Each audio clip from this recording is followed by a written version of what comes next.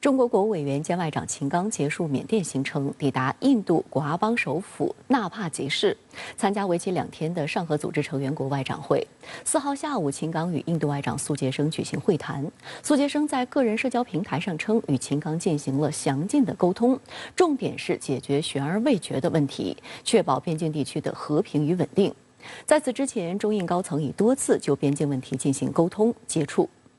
中国外交部发言人此前介绍，秦刚此次前往印度出席上合组织外长会期间，将同其他成员国外长就国际和地区形势、上合组织各领域合作等问题交换意见，为今年上合组织峰会做好全面准备。印度斯坦时报注意到，这是秦刚2个月内第2次前往印度，并再次与苏杰生会面。3月2号，秦刚在新德里出席20国集团外长会期间，与主席国印度外长苏杰生会面。当时谈到边界问题，秦刚指出，要把边界问题放在双边关系适当位置，推动边境局势早日转入常态化管控。苏杰生也表示，当前两国边境局势逐步趋于稳定，双方应共同努力维护边境地区和平安宁。在中印外长会面后，中印就边境问题进行了多场高级别沟通。4月23号，中印两军举行了第18轮军长级会谈，双方按照两国领导人重要共识，就加快解决有关问题深入交换意见。印度媒体称，两国将继续努力解决边界实控线争端。印度外交部当天在一份声明中表示，印中同意维护边界实际控制线沿线安全稳定，保持密切接触，继续通过军事和外交渠道对话，在最新一轮谈判中就遗留问题达成双方都能接受的解决方案。4月27号的中印防长会面再次受到舆论高度关注。在印度新德里出席上合组织防长会的国务委员兼国防部长李尚福会见印度国防部长拉吉纳特，双方就两国两军关系交换了意见。这是2020年6月中印在加勒万河谷发生冲突后，中国防长首次访问印度。李尚福表示，目前中印边境局势总体平稳，双方通过军事和外交渠道保持沟通，应登高望远，把边界问题放在双边关系适当位置，推动边境局势早日转入常态化管控。拉吉纳特表示，印中关系的发展是以边境和平与安宁为前提。他还说，边境实控线的所有问题都需要根据现有的双边协议和承诺来解决。印度快报认为，以上合 G20 等多边组织系列会议在印度召开为契机，中印近期将通过一系列高层沟通，进一步缓解边境紧张局势。近日，印度分析指出，印度找到了与周边国家开展破冰外交的新途径。今年的上合成员国峰会预计将在今年7月举行。外界认为，为成功举行峰会，并为可能的中印领导人会晤营造良好氛围，印度作为东道主，将致力于改善与中国在边境问题上的分歧。我想这一次呢，这个上合峰会还会继续延续这么一个积极的势头，双方将就这个不仅是光就边界问题了，因为中印两个国家都是两个这个最大的两个发展中国家，也是两个这个新兴大国，双方在这个地区和世界问题上呢，实际上是具有广泛的共同的立场，都兼有非常重要的责任，有合作的基础。所以我相信呢，通过这次这个中印两国的这个会晤呢，我想这个不仅对两国关系，也会对上合组织的发展，乃至对整个世界这个局势的这个稳定，我想都会起到积极的作用。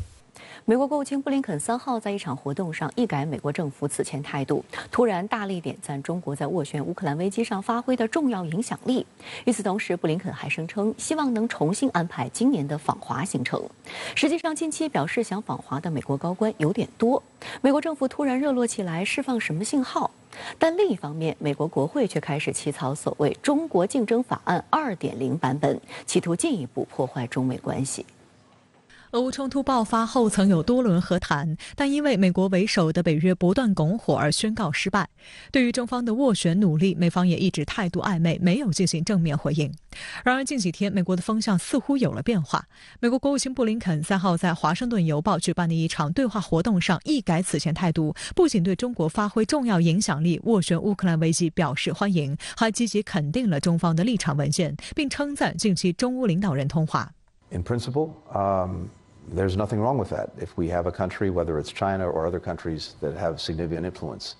that are prepared to pursue a just and durable peace, and I'll come back to what that means in a minute, we would welcome that. And it's certainly possible that China would have a role to play in that effort. And that could be very beneficial. 华盛顿邮报记者伊格内修斯形容，当他向布林肯询问关于美中通过合作以稳定乌克兰局势的问题时，布林肯给出的答案坦率地令人惊讶。布林肯还首次列举了中方今年2月发布的关于政治解决乌克兰危机的中国立场的积极内容，包括各国主权、独立和领土完整都应该得到切实保障，减少战略风险，核武器用不得，核战争打不得，以及逐步推动局势降级缓和，最终达成全面停火等。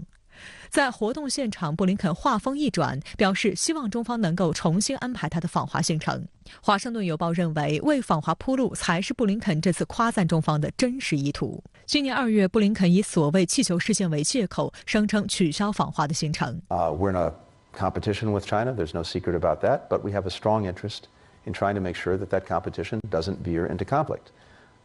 There's a clear demand signal from around the world that we manage this relationship responsibly, a demand signal on us, but also on Beijing. And that starts with engagement. That starts with communicating. At the very least, we need to have a floor under this relationship. We need to have some guardrails on it. And the way to do that is through engagement. 华盛顿邮报当天在报道中指出，拜登政府似乎正在权衡是否与中国合作，寻求通过谈判解决俄乌冲突。布林肯公开表达对中方可能扮演斡旋者角色的兴趣，其目的是想在美中两国竞争日益激烈的关系中定义他所谓的合作的篮子这一说法。该报还表示，最近几天，美国政府多位高级别官员都在私下向媒体放风称，美中可能会合作调解这场残酷的俄乌冲突。另有观察认为，美方外交系统或评估认为，假如美方缺席斡旋，有可能给美国的声望造成较大的负面打击。而美方在俄乌冲突中毫不掩饰地拉偏架，耗尽了信用，不具备单独调停的条件。深圳卫视注意到，近一段时间以来，美国各个领域的高级官员在不同场合公开表态，呼吁中国加强沟通，并着重强调了访华的意愿。路透社3号独家报道称，美国总统气候问题特使克里当天在德国柏林参加彼得斯贝格气候对话会议间隙时透露，尽管眼下美中关系持续紧张，但他获中方邀请近期访华，就全球气候变化危机议题进行会谈。克里还说，尽管双方在其他领域存在分歧，但美国和中国作为世界上最大的2个经济体，必须合作应对气候变化。去年时任美国国会众议长佩洛西窜台后，中方停止了8个领域的对美交流合作作为反制，气变就是其中之一。对于克里声称受邀将访华，外交部发言人毛宁4号在例行记者会上进行了回应。在气候变化问题上，中方的立场是一贯的。关于你提到的具体访问，建议你向中方的主管部门了解。外界还注意到，延宕数月的中美航线问题3号有了积极进展。美国交通部当天发布声明，批准中国的航空公司将每周往返中美的航班班次从8个增加至12个，这与美国的航空公司往返中美的航班班次数量相当。疫情期间，中美多条航线停航，但其后航空市场需求增大后，美方却以各种理由推诿，在恢复增加中美航班仪式上多次阻挠，造成机票价格激高，给中美人员往来增加阻力。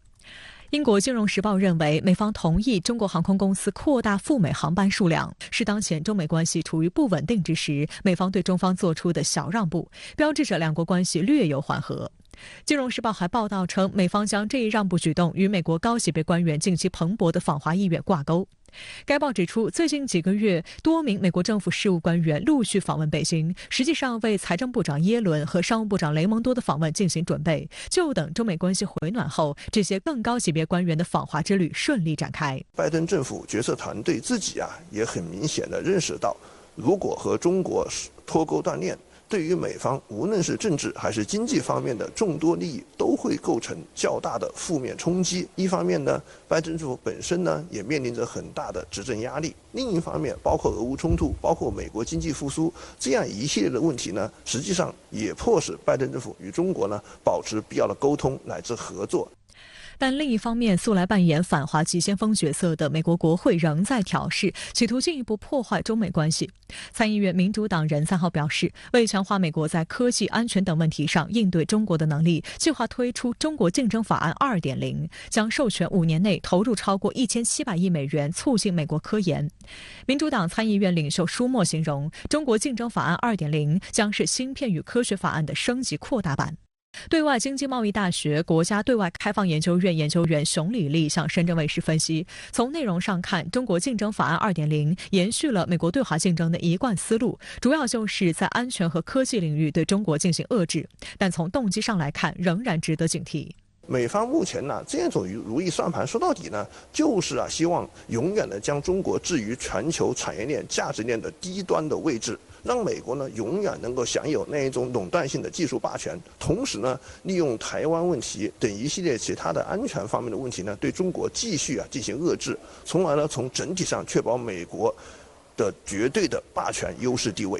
所以呢，这样一份中国竞争法案 2.0， 尽管呢它没有太多的新意，但是呢值得我们警惕。需要指出的是，去年的芯片与科学法案让拜登政府可以授权数千亿美元补助美国半导体商回流美国，打造美国供应链，促进研发新技术。但获得补助的美国企业被限制出口先进半导体技术至中国或对华进行相关投资，这一规定引发美国半导体行业的不满。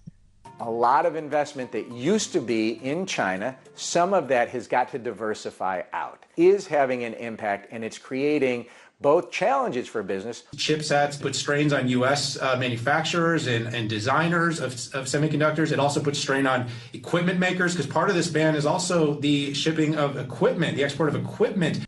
美国半导体行业协会总裁兼首席执行官约翰·纽菲尔近日接受采访时就表示，中国是美国半导体最大的市场。尽管美国政府存在所谓国家安全方面的顾虑，但美国半导体公司不能缺席中国市场。对此，外交部发言人毛宁表示，中国是世界最大的半导体市场，美方打压遏制的不仅是中国，而是要剥夺广大发展中国家科技进步和正常发展的权利，将这些国家永远压制在产业链低端。这种自私自利的科技霸凌行径不公平、不合规，破坏全球产供链稳定，不利于世界经济发展，最终也将反噬自身。中国坚持高水平对外开放，我们愿意同世界各国共同发展，共享机遇。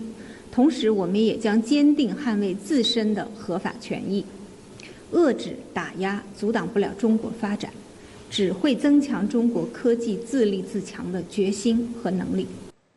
3号凌晨，俄罗斯首都莫斯科市中心的克里姆林宫突遭无人机袭击，15分钟内发生2次爆炸。俄方随即指责此事由乌克兰策划，企图刺杀总统普京，乌方则强烈否认任何参与。美国称事先不知情。这是俄乌冲突延宕1年多来，俄罗斯心脏克里姆林宫首次遇袭，外界担忧战火会否将蔓延至俄罗斯本土。那么，无人机到底是如何突破莫斯科防空网？幕后黑手究竟是谁？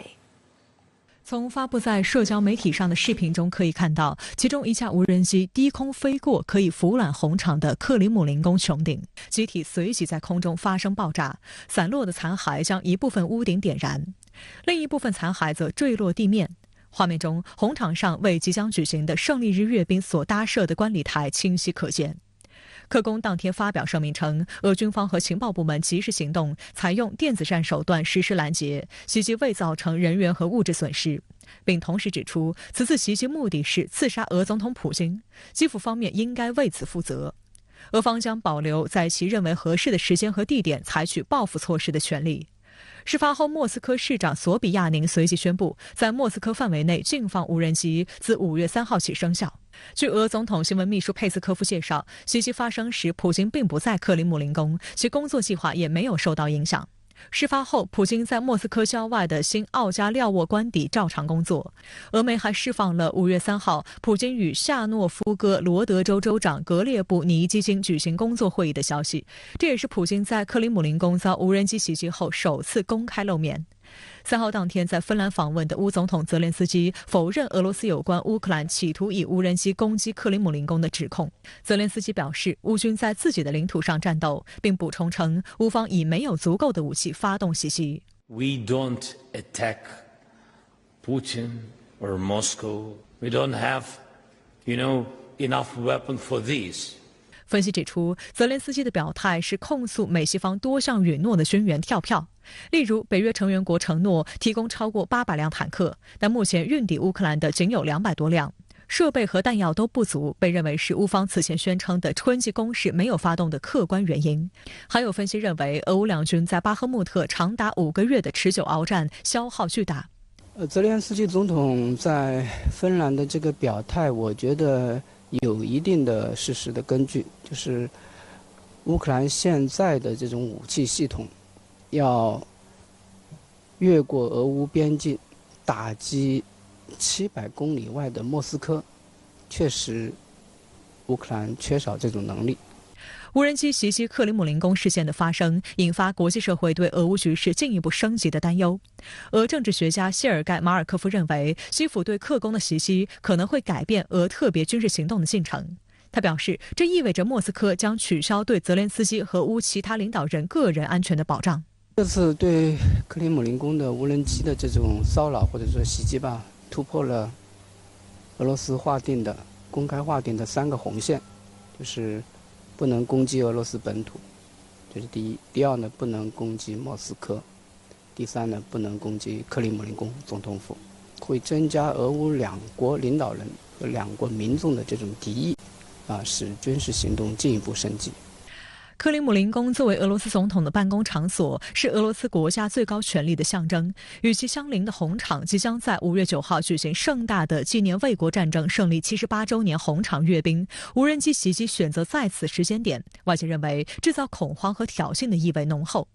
按照佩斯科夫的说法，5月9号的红场阅兵式将按计划举行，4号和7号的夜间彩排也将照常进行。此次袭击目标位于莫斯科心脏部位，是俄方各型防空系统覆盖最严密的地方。有军事学者分析认为，此次实施袭击的无人机极有可能是就近起飞，这意味着无人机大概率是在俄罗斯境内组装，并凭借卫星导航技术直接对克里姆林宫发起攻击。值得注意的是，4月24号，一架重约100公斤、装配有美国发动机的无人机在莫斯科州附近坠毁。据俄媒透露，无人机上没有携带任何炸药，俄方仍在对其归属方进行分析和调查。玩味的是，此前已有声音猜测，乌克兰军队很可能会在5月9号胜利日阅兵当天对莫斯科红场进行无人机突袭。俄罗斯人非常看重5月9号胜利日，包括胜利日红场的阅兵。如果5月9号乌克兰军队发动反击，大规模的反击，而且取得成功的话，这个将对俄罗斯总统个人的威望，对俄罗斯军队的士气，对俄罗斯民众的心理造成巨大的冲击。克里姆林宫遇袭一事引发外界高度关注，中方4号也对此做出了回应。毛宁在外交部例行记者会上指出，各方应避免采取任何可能使局势进一步升级的行动。中方关于乌克兰危机的立场是一贯和明确的，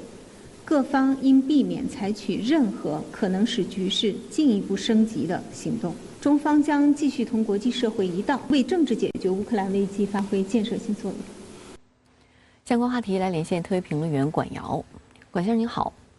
俄总统府发布声明称，挫败针对克里姆林宫的无人机袭击，指责乌克兰企图行刺普京，乌方坚决否认俄方指控。那么您对此有何特别观察？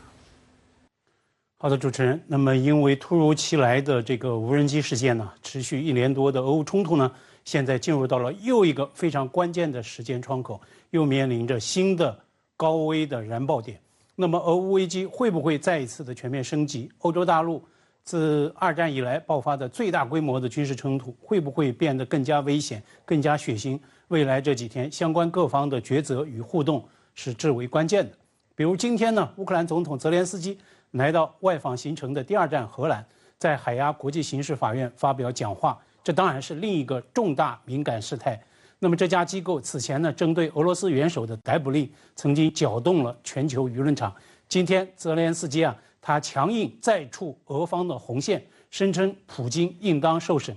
，Putin deserves to be sentenced。那么请注意，不管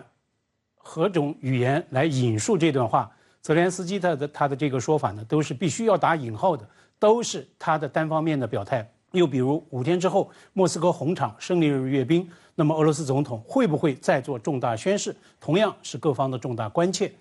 克里姆林宫它是什么地方呢？俄罗斯的政治心脏，是头号安全重地。但是呢，社交媒体发布的视频就显示，一架无人机竟然是在克里姆林宫元老院的上空爆炸坠落。而据雅虎新闻呢，援引莫斯科居民的社交媒体发帖就声称说，凌晨时分无人机遭拦截爆炸发出的巨响，连红场外莫斯科河对岸的住户都是听得一清二楚。那么黄色圆顶的这个元老院，它是总统官邸以及它的主要的办公地点。那么尽管美西方媒体现在普遍都在猜测说，普京更多是将克里姆林宫作为一个仪式的场合，并不是他实际的工作场所或者是住所。但是呢，俄总统3月在莫斯科也曾罕有的向记者透露说，我在克里姆林宫有一套公寓，最近呢花了很多时间在那里工作，经常在那里过夜。所以对俄罗斯这一非常安全事态的风险与威胁是不言而喻的。那么事态的严重性更是再怎么强调也不为过。已经有媒体注意到，俄罗斯方面的声明文字呢长达5段，堪称是同类官宣通报的加长版。《纽约时报》今天就称之为异常慎重的通报选择。所以就此而言，克里姆林宫上空2架无人机遭拦截，它是一连串的事件，必然将会带来一系列的连锁反应。而俄罗斯的官方声明也在强调说，俄罗斯保留在认为合适的时间和地点采取报复措施的权利。那么在您看来，无人机事件将带来怎样的连锁反应？我也留意到克里姆林宫的声明呢，也强调说，无人机事件发生之后，普京总统昨天的行程并没有变动。前面呢，我也提到，接下来红场胜利日大阅兵会是观察俄方动向的又一个重要窗口，也是据《纽约时报》的爆料，美方在俄乌冲突上的一个最大担心实际上一直都没有变过，那就是担心乌克兰袭击俄罗斯本土可能会激怒莫斯科，导致呢战事失控升级，甚至会将美国卷入。那么这也是华盛顿拒绝向乌克兰提供可用于打击俄罗斯纵深地区的武器的一个主因。但是呢，无论哪一方发起攻击，3日克里姆林宫夜空的爆炸声都可能会成为俄方升级战事的理据。比如呢，军事打击基辅的重要政府目标，俄罗斯强硬派也一直有呼吁要扩大征兵再动员。那么包括俄前总统梅德韦杰夫在内，俄高层一直在就部署乃至动用战略核武器发出强硬警告。那么至少到目前为止，俄方并没有公布乌方发动袭击的有力证据。至于俄方呢，尽管布防克里姆林宫的电子战系统拦截成功，但是呢，2架携带炸药的无人机飞临克里姆林宫本身，这就已经构成了俄罗斯权力心脏它的安保防务网的一个重大的溃败。这呢，也是俄军系统能力的重大溃败。尤其呢，在此前，俄罗斯的克里米亚大桥、黑海舰队总部、俄军重要机场等等，已经遭遇了一连串的无人机袭击的重创。乌克兰对俄罗斯境内发生的袭击一般都是采取刻意模糊的策略。但是呢，军事专家早已经注意到，俄乌军事冲突打了1年多，无论是冲突哪一方，他们呢都会在将无人机置于武备库与战场攻防的一个中心位置。CNN 评点乌克兰的最新反攻策略就指出说，乌方是以无人机攻击俄战区乃至俄本土的原油库等等大型基建设施。过去2天，俄方已经至少有3处邮储设施遭到无人机的攻击爆炸起火。所以就此而言，现在确实到了俄乌冲突的一个最危险的时刻。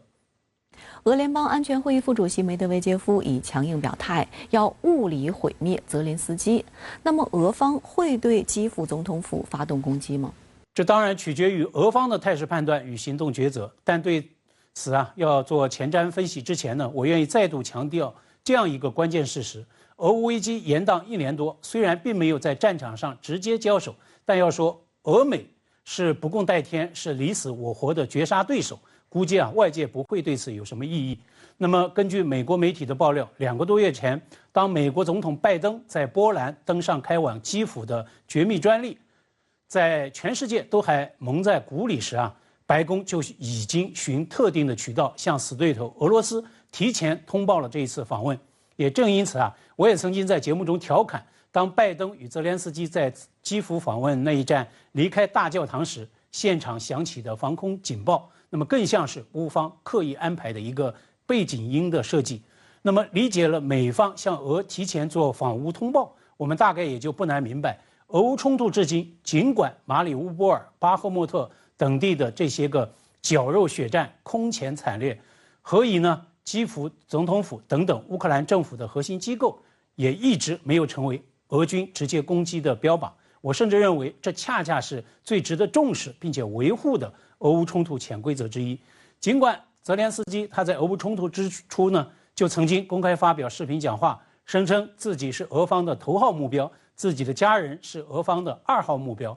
但至少到目前为止，泽连斯基与家人都还是安全的。所以我也特别期待，哪怕在无人机事件之后，这样一个潜规则仍然有效。那么这也是我强调克宫无人机事件它的严重性的一个原因所在。那么如果俄方选择强硬报复的话，公开袭击乌克兰总统的办公地，甚至俄乌呢都把清除对方的领导人作为对抗的手段乃至是目标，那么俄乌冲突一定会显著升级，新一轮的血雨腥风又将会悲惨上演。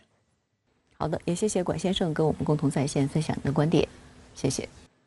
日韩两国2号同步公布日本首相岸田文雄即将访韩的消息，韩国在野党议员则在同一天登上日韩争议岛屿，日方对此表达抗议。韩国政府回应称，已驳回日方不正当主张。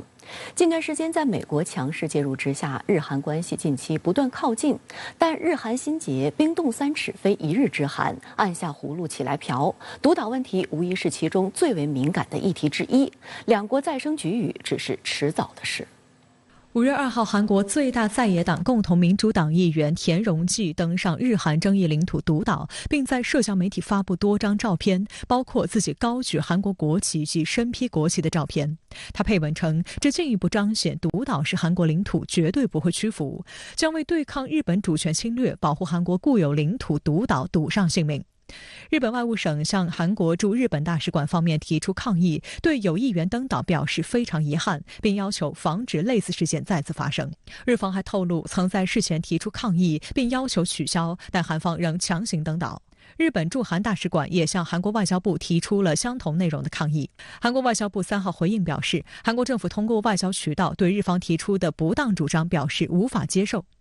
独岛位于朝鲜半岛东部海域，面积约0.18平方公里。韩国、朝鲜、日本均宣称对该岛拥有主权，目前由韩国实际控制。多名韩国政治人物曾轮番登岛宣示主权。2012年，时任韩国总统李明博以在任总统身份首次登岛，激起日本强烈反对，韩日关系迅速陷入僵局。此后又因慰安妇、2战强征劳工等矛盾，进一步关系趋冷。值得一提的是，尹锡悦所属的韩国国民力量党的国会议员也在2016年8月15号纪念韩国摆脱日本殖民统治的光复节当天登岛。实际上，独岛争端的始作俑者是美国。2战后，美国一直宣称独岛主权未定，引爆日韩争端。上世纪50年代，美军将这个无人岛列为海上轰炸演习区域。在取消这一划定后，韩军率先登岛，并于1981年在岛上建成直升机场，长期驻扎。目前，每年韩国海警和海军空军会举行1到2次独岛防御演习。此外，有超过2000名韩国人将自己的户籍地登记在独岛，而日方主要通过教科书和各种蓝皮书、白皮书来炒作独岛议题。根据日本最新审定的教科书，对独岛的描述为日本固有领土、韩国非法占领等，引发韩国强烈抗议不满。此外，日本在今年的外交蓝皮书中也声称独岛属于日本固有领土，并指责韩国非法占据。韩国政府召见日本驻韩公使进行抗议。此外，日本近年来加强西南诸岛的军事部署，连年增加防卫预算，并加速融入美军作战体系，也对驻守独岛的韩军造成较大压力。韩国媒体认为，日本在冲绳部署射程1000公里的导弹，已拥有对敌方基地反击能力，也有针对独岛的意图。但尽管有各种矛盾，日韩关系还是在美国施压下迎来了回暖期。同样在3月，韩国政府公布以第三方代为赔偿的形式，向2战期间被日本强征的韩国劳工做出赔偿的方案。此举在韩国国内引燃怒火，被斥为对日屈辱外交。但尹锡悦依然我行我素。此番涉及独岛领土问题的争议，给即将到来的日本领导人韩国之行泼了一盆大冷水。香港南华早报文章称，由于许多韩国人认为日本未能为过去真诚道歉，人们对日本仍存在怨恨。尹锡悦强行和日本握手言和，只会在国内招来更大的反对声浪。岸田文雄此番访问韩国呢，其实他的议题非常明确，就是在这个经济和安全保障领域和韩国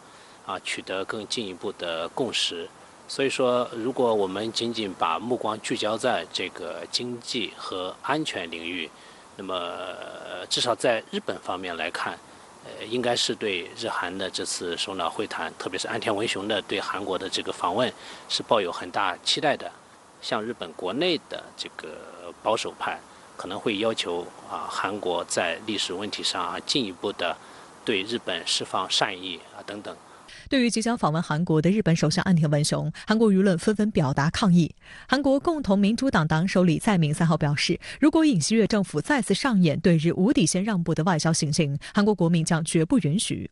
韩国 MBC 电视台称，随着日本福岛核污染水排海越来越近，韩国多个市民和农民团体2号在首尔光化门示威。他们认为日本的行为堪称核恐怖袭击，要求尹锡悦在首脑会谈上提出此事，敦促政府立即向国际海洋法法庭申请制止日本的行为。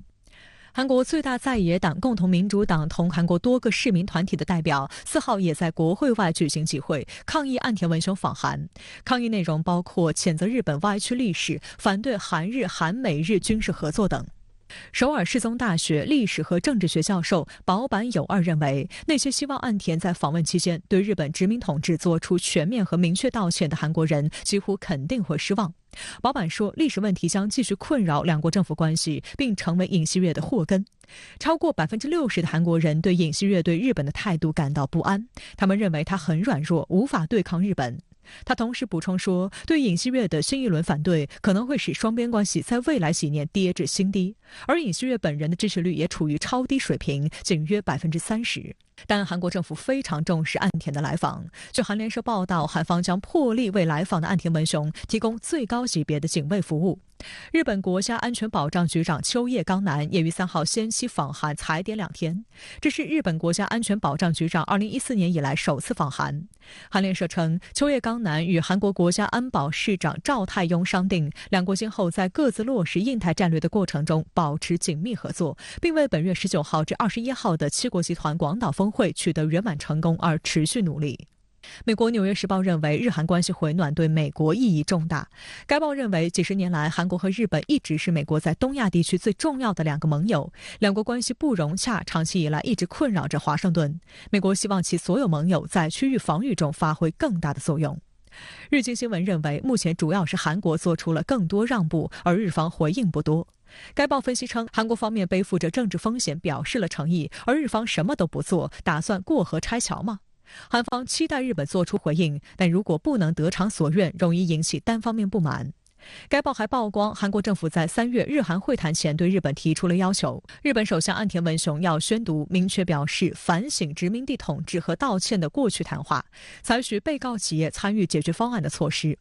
但分析认为，岸田文雄不太可能到韩国做出这种前无古人的事。日韩之间的这种关系的缓和，整体上符合美国在东亚地区秩序的诉求，但是呢，在多大程度上能够让美国满意，或者说它的这个有效期有多长，实际上可能还是要打一个大的问号。美国的期望是在东亚地区打造这个牵制中国的所谓的多边架构。从整体上而言，对东亚地区的安全局势其实是一个非常不稳定的一个潜在性的这个破坏性因素。相关话题来连线特约评论员刘和平。刘先生您好，对于韩国在野党议员登上日韩争议岛屿独岛一事，您是如何看？在我看来，韩国在野党议员这次的出手可谓是既稳又准且狠。他们不仅精准地捅到了韩日两国关系的2大痛点，也就是2战期间的历史恩怨与现实的领土主权纠纷。知道这2个问题在韩国国内有着广泛的民意基础，是2对一点就着的干柴。而且他们还知道，就算是韩日两国政府的执政者可以在历史问题上和稀泥搞妥协，但在现实的领土主权纠纷问题上却是不能含糊不能服软的。在现实的领土主权纠纷问题上的民族主义情绪一旦燃烧起来了，那美日韩构建军事同盟的计划就是一团纸糊的房子。所以我们看到，过去这些年来，在美国给予的强大压力下，韩国的历任总统都曾经尝试着要改善日韩关系与构建美日韩同盟，但最终都功亏一篑，没有迈过主流民意这一关，都栽在了韩日两国的历史恩怨与现实领土主权纠纷这2大门槛上面。至于尹锡悦能否做到这一点，我认为还有待于观察。那么，在韩国在野党议员登上独岛之后，您对于韩日两国政府的反应又是如何评价？其实，韩日两国政府做出的都是条件反射式的制式反应，而且我认为，表面上看来，韩日两国的立场似乎是在针锋相对、搞对立，但在事实上，他们其实是企图息事宁人、化解矛盾，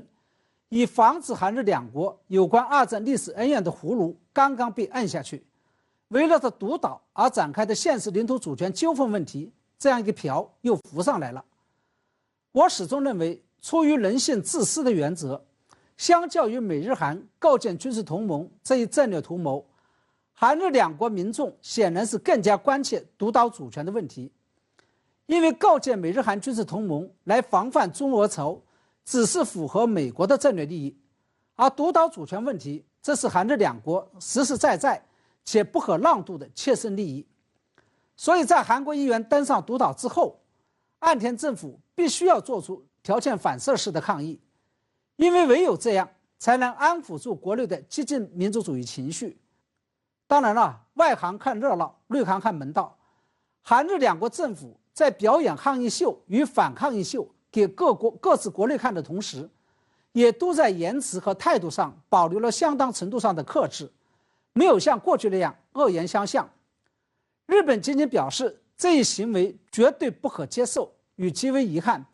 而韩方也仅仅表示无法接受对方的不当主张。很显然，他们都知道小不忍则乱大谋的道理，不想因此而搅黄了岸田访韩与美日韩构建军事同盟的宏大计划。好的，谢谢刘先生跟我们共同在线分享您的观点，谢谢。再来关注菲律宾总统马克思的美国之行。当地时间5月3号，美国防长奥斯汀会晤马克思时，再次重复其总统拜登不久前的论调，声称美国会根据美菲共同防御条约防卫菲律宾，范围涵盖南海地区。中国外交部4号表示，南海不应成为域外势力的狩猎场，中方坚决反对任何国家以双边条约为借口插手南海问题。3号正在美国访问的菲律宾总统马科斯与美国国防部长奥斯汀举行会晤。奥斯汀声称，美菲共同防御条约适用于菲律宾军队、海岸防卫队舰艇、公共船只或飞机，以及在整个太平洋遇袭。Our commitment to the defense of the Philippines is high-water. We will always have your back when South China Sea or elsewhere in the regions. 两人会晤后，五角大楼在一份声明中指出，奥斯汀与马克思强调了深化美菲联合行动，包括加快联合巡逻等海上活动的计划，以支持菲律宾在南海的权利。双方还讨论了迅速运营在吕宋岛北部和巴拉望岛的4个新军事基地，以支持美菲联合训练、演习以及其他合作，包括美菲武装部队的海上安全、海域意识以及人道主义援助，共同应对印太地区的挑战。1951年签订的美菲共同防御条约定明，在一方受到攻击时，另一方将提供支持。马克思启程前曾表示，此行的主要目的之一就是要求美方具体说明在什么情况下会根据条约保卫菲律宾。在1号与美国总统拜登的会面中，该条约成为两人会谈重点。拜登重申了条约的协防精神，还表明继续支持非军事发展。The United States also remains ironclad in our commitment to the defense of the Philippines, including the South China Sea, and we're going to continue to support the Philippines military modernization. 中国外交部发言人毛宁4号就美方表态称，在地区国家的共同努力下，当前南海局势保持了总体稳定，南海的航行和飞越自由从来不存在问题。毛宁还强调，南海是地区国家共同的家园，不应成为域外势力的狩猎场。南海的和平稳定，关键在于地区国家坚持相互信任、团结合作，把妥处分歧的主动权掌握在自己手里。